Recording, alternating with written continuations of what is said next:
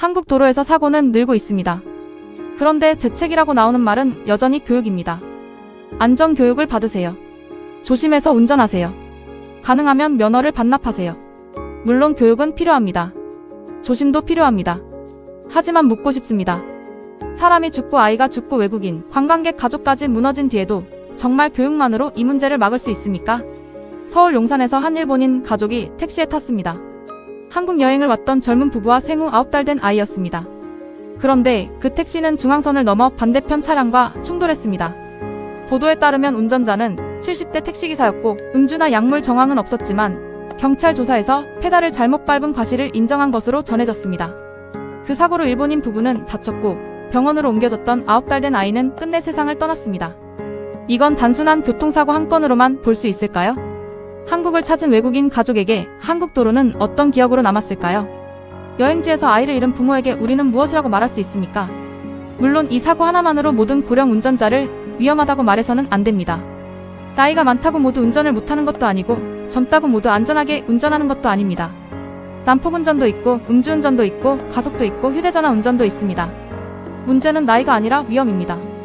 그런데 고령사회가 빠르게 오면서 이 위험을 제대로 걸러내지 못하는 제도가 점점 더 큰 문제가 되고 있습니다. 한국도로교통공단 교통사고 분석 시스템 자료를 보면 노인 운전자 교통사고는 2024년 42,369건에서 2025년 45,873건으로 늘었습니다. 사망자는 761명에서 843명으로 늘었습니다. 부상자도 59,776명에서 63,640명으로 늘었습니다. 이 숫자는 단순한 느낌이 아닙니다. 실제로 사고는 늘고 있고 죽는 사람도 늘고 있습니다. 그런데 지금 우리의 질문은 이것이어야 합니다. 사고는 늘었는데 대책은 교육뿐인가? 현재 우리나라에서 75살 이상 고령 운전자는 면허 갱신을 위해 인지선 별검사 등을 받고 고령 운전자 교통안전교육을 이수해야 합니다. 65살 이상 운전자에게는 교통안전교육이 권장됩니다. 교육 내용에는 신체 노화와 안전운전, 약물과 안전운전, 인지능력, 자가진단, 교통법규 이해 같은 내용이 들어갑니다. 이런 교육이 필요 없다는 말이 아닙니다. 당연히 필요합니다. 하지만 이것이 실제 운전 능력을 얼마나 걸러낼 수 있느냐가 문제입니다. 강의실에서 설명을 듣는다고 실제 도로 위에서 순간 판단력이 돌아옵니까? 교육 영상을 본다고 갑자기 튀어나온 보행자를 보고 발이 정확히 브레이크로 갑니까? 교통법규를 다시 배운다고 주차장에서 가속 페달과 브레이크를 착각하는 순간이 사라집니까? 운전은 머리로만 하는 일이 아닙니다. 시야, 반응속도, 판단력, 근력, 청력, 약물 복용, 인지기능이 한꺼번에 작동해야 하는 일입니다. 그런데 위험한 운전자를 교육만으로 걸러낼 수 있다고 믿는다면 그건 안전대책이 아니라 희망사항에 가깝습니다. 더 기가 막힌 건 이 문제를 이미 오래전부터 알고 있었다는 겁니다. 고령화는 갑자기 온 게 아닙니다. 지방에서 차 없으면 병원도 못 가는 현실도 하루아침에 생긴 게 아닙니다. 사고가 늘어날 수 있다는 경고도 계속 있었습니다. 그런데 제도는 느렸고 대책은 조심하라는 말과 교육에 머무는 경우가 많았습니다. 사고가 나면 그때서야 면허 반납을 말하고 큰 사고가 터지면 그때서야 장치를 지원하겠다고 합니다. 이것이 과연 충분한 대책입니까? 최근에는 65살 이상 운전자 일부에게 페달 오조작 방지 장치를 지원하는 사업도 나왔습니다. 신청자 중 740명에게 장치를 지원하고 가상현실 운전 능력 진단도 함께 치르게 한다고 합니다. 방향은 맞습니다. 페달 오조작이 실제 사고로 이어지는 사례가 있다면 기술로 막을 수 있는 부분은 막아야 합니다. 하지만 전국의 고령 운전자 문제를 생각하면 740명은 시작일 뿐입니다. 이걸로 충분하다고 말할 수는 없습니다. 좋은 시도와 충분한 대책은 다릅니다. 그렇다고 답이 단순히 면허를 뺏는 것일까요? 그것도 아닙니다. 이 문제를 노인 혐오로 끌고 가면 안 됩니다. 운전대를 놓는 순간 삶이 끊기는 노인들이 있습니다. 시골과 외곽 지역에서는 차가 없으면 병원도 약국도 시장도 자식집도 갈 수 없습니다. 버스가 하루 몇 번 오지 않는 곳도 있고 택시비가 부담되는 사람도 있습니다. 그런 사람에게 면허를 반납하라는 말은 단순한 안전대책이 아니라 삶의 반경을 잘라내는 말이 될 수 있습니다. 그래서 이 문제는 두 가지를 동시에 봐야 합니다. 하나는 도로 위 생명입니다. 또 하나는 노인의 이동권입니다. 위험한 운전은 걸러내야 합니다. 하지만 운전대를 놓은 노인이 고립되지 않도록 대체 이동수단도 만들어야 합니다.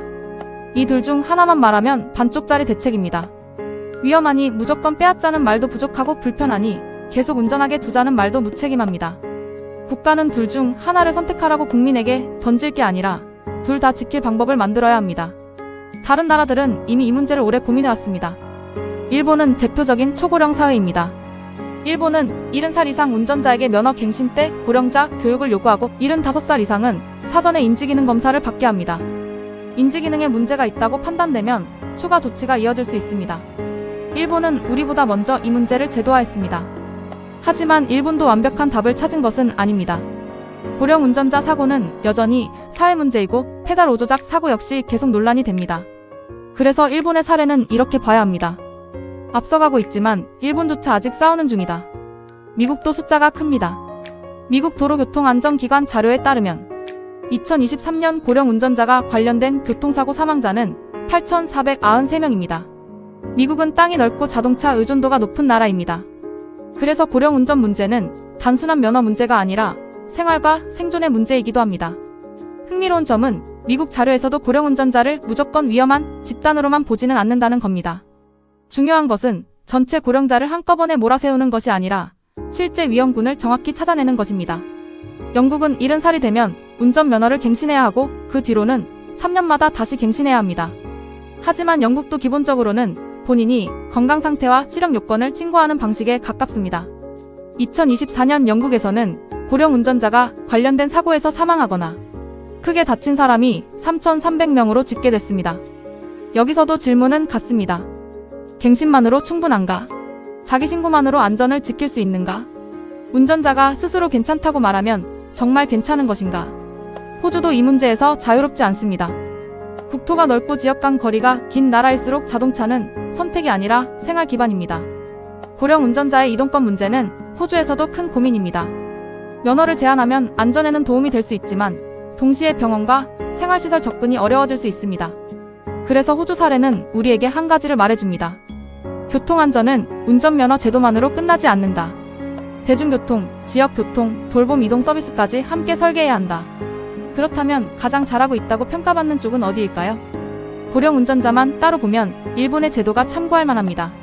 하지만 도로 안전 전체로 보면 북유럽, 특히 스웨덴과 노르웨이 같은 나라들의 접근이 중요합니다. 그들의 핵심은 간단합니다. 사람은 실수한다는 전제에서 도로를 설계한다는 겁니다. 운전자가 실수하지 않기를 바라는 것이 아니라 실수해도 죽지 않게 만드는 도로를 고민합니다. 속도를 낮추고 보행자를 보호하고 충돌 피해를 줄이고 위험한 구간을 고치고 차량 기술과 도로 설계를 함께 움직입니다. 이것이 진짜 안전 정책입니다. 한국은 지금 어디쯤에 있습니까?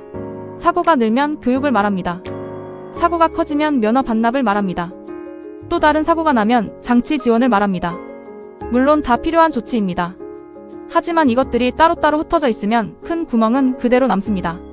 교육은 위험을 알려줄 수는 있지만 위험한 운전자를 충분히 걸러내지는 못합니다. 면허 반납은 일부에게는 필요하지만 이동수단 없이 반납만 요구하면 또 다른 고립을 만듭니다. 장치 지원은 좋지만 일부에게만 적용되면 전체 사고를 막기 어렵습니다. 결국 필요한 것은 종합적인 제도입니다. 우리는 고령 운전자에게 이렇게 물을 수 있어야 합니다. 지금도 실제 도로에서 안전하게 운전할 수 있습니까? 야간 운전은 괜찮습니까? 고속도로 운전은 괜찮습니까? 복잡한 도심 운전은 괜찮습니까? 약을 먹고 운전해도 괜찮습니까? 브레이크와 가속, 페달을 급박한 순간에도 정확히 밟을 수 있습니까? 그리고 그 답을 말로만 듣는 것이 아니라 실제로 확인해야 합니다. 필요하면 조건부 면허를 도입해야 합니다. 낮 시간만 운전하게 할 수도 있고 집 주변 일정 거리 안에서만 운전하게 할 수도 있고 고속도로 운전을 제한할 수도 있습니다. 모든 사람에게 같은 면허를 주고 같은 도로에 내보내는 방식이 과연 맞는지 다시 봐야 합니다. 동시에 운전대를 놓은 사람을 버려서는 안 됩니다. 면허를 반납하면 몇만원 교통카드를 주고 끝내는 방식으로는 부족합니다. 병원 이동 지원, 마을 순환버스, 호출형 교통수단, 지역 택시 지원, 가족 돌봄 부담 완화가 같이 가야 합니다. 노인이 운전하지 않아도 살 수 있는 환경을 만들어야 위험한 운전을 줄일 수 있습니다.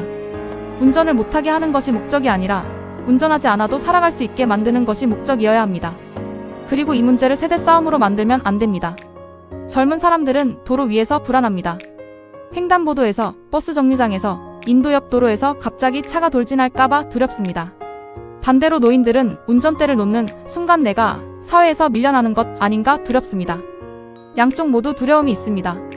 한쪽은 죽을까봐 두렵고 한쪽은 고립될까봐 두렵습니다. 그렇다면 국가는 어느 한쪽을 조롱하게 두면 안 됩니다. 불안을 제도로 풀어야 합니다. 분노를 혐오로 흘려보내지 말고 안전으로 바꿔야 합니다. 다시 처음 질문으로 돌아가 봅니다. 사고는 늘었는데 대책은 교육뿐인가? 한국 도로에서 사람이 죽고 아이가 죽고 외국인 관광객 가족까지 무너졌습니다. 그런데 우리가 할 수 있는 말이 조심하세요, 교육받으세요, 반납하세요 뿐이라면 너무 부족합니다. 교육은 시작일 수는 있지만 끝이 될 수 없습니다. 실제 운전 능력 평가, 조건부 면허, 페달 오조작 방지 장치 확대, 고위험 운전자 선별, 지역 이동권 보장, 보행자 중심 도로 설계가 함께 가야 합니다. 고령 운전자를 미워하는 것은 답이 아닙니다. 하지만 위험을 알면서도 방치하는 것은 더더욱 답이 아닙니다. 나이가 죄는 아닙니다. 그러나 위험한 운전을 계속 허용하는 제도는 책임을 피할 수 없습니다. 누군가의 부모가 운전대를 놓지 못해 불안한 것도 현실이고 누군가의 아이가 도로 위에서 돌아오지 못할 수 있는 것도 현실입니다. 이 두 현실 사이에서 국가는 언제까지 교육만 말할 겁니까? 우리는 노인을 도로에서 몰아낼 것입니까? 아니면 모두가 덜 죽는 도로를 만들 것입니까? 운전대를 뺏는 것만 말할 겁니까? 아니면 운전대를 놓아도 살아갈 수 있는 사회를 만들 겁니까? 사고는 이미 늘었습니다. 사망자도 늘었습니다. 이제 필요한 것은 당부가 아니라 제도입니다. 교육이 아니라 검증입니다. 반납 권유가 아니라 대체 이동권입니다. 그리고 무엇보다 사고가 난 뒤에야 움직이는 나라가 아니라 사고가 나기 전에 막는 나라입니다.